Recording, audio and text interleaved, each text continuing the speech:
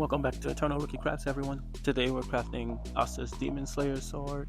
This one had a lot of requests as I now do my sword board or my sword surfing on TikTok a lot. So a lot of people want to learn how to do that so maybe they can ride their sword. So let's get into a materials list and then jump right into it. Make sure you pause so you can get all your materials because each one's very important.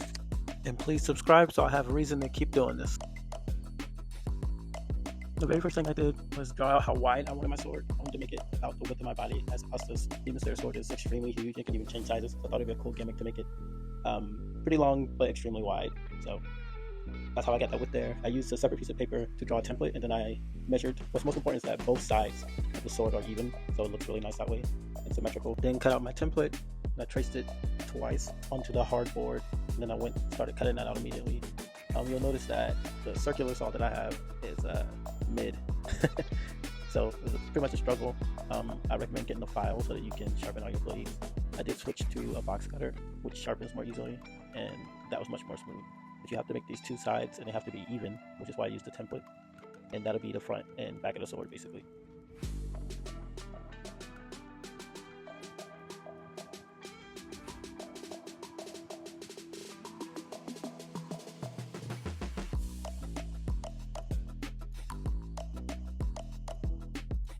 Next, I took the PVC pipe and the pipe cutter, and you want two sizes of PVC pipe.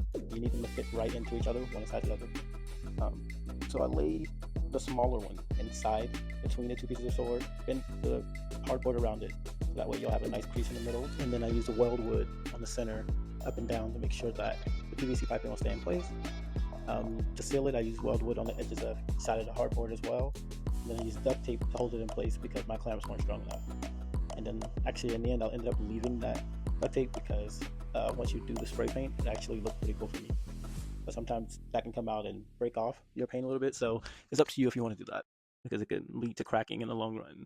But it does look really cool at first, and it depends on what you're going to be doing with this. And if you're going to use it as a skate sword or sword boarding like I was doing, then you probably don't want too much cracking. Now with the larger PVC pipe, I took that and I cut it using pipe cutters, and I also had a PVC pipe saw, and that way I can make a plus shape with it, and you slide that over the smaller piece, so they should fit right into each other, and you just use some pipe glue and it sticks forever. Next, you use a black metallic paint. You're going to want maybe a gray one and a black one, but you definitely want two shades of black, and that helps it look more rusty and old. And to give it that demonic aura, you're going to use red cellophane paper, and you'll burn the tips of that with a lighter, and then just paint a little black paint onto it, and it makes it look like it's glowing with a demonic aura. If you've made it this far, all you need is your own longboard or skateboard. Drop this bad boy on top, and you can skate sword away.